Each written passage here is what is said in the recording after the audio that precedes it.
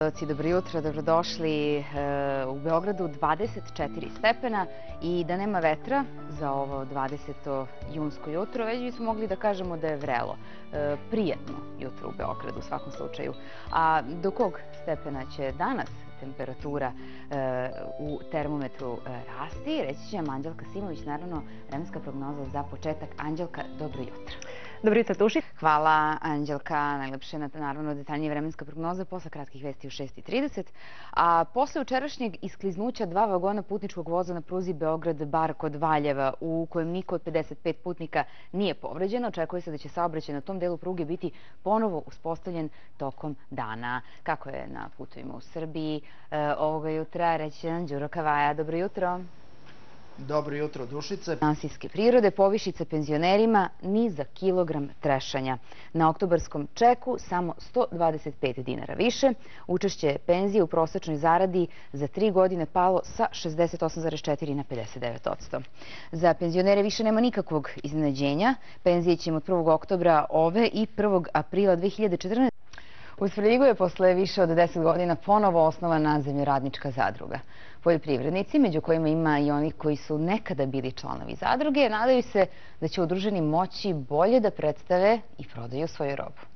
Akcija Set reciklaže naše kuće pod pokroviteljstvom Ministarstva energetike, razvoja i zaštite životne sredine izaziva veliko interesovanje u celoj Srbiji. Građani imaju priliku da za elektronski otpad dobiju novac ili popust. U Beogradu 26 stepeni, međutim prijatno jutro zbog povremenog vetra. Kakav je dan pred nama? To će nam reći Anđelka. Još jednom dobro jutro. Smirenost izaziva agresiju, čudno. Hvala najlepše, doktorka, na ovom uključenju. Odmah posle kanske premijere i naša publika je sinoć bila u prilici da pogleda remasterizovan spektakl Kleopatra sa Elizabeth Taylor u glavnoj ulozi. Kultno filmsko je prva zemlja u Evropi po broju izbeglih, jedna od 5 zemalja u svetu sa produženom izbegličkom situacijom, to nam je svima jasno. Danas na Svetski dan izbeglica govorimo malo više o ovom problemu. Naša gošća ovoga jutra, Danijela Popović-Roko, pomoćnica komesara u Komesarijatu za izbeglice. Dobro jutro, dobrodošli. Dobro jutro. Tokom 90-ih, onih naših najkritičnijih godina, Srbija je pružila utočište za više od 600.000 izbeglih iz Bosne i Hercegovine i Hrvatske, zatim za više od 200.000 interno raseljenih sa Kosova i Metohije.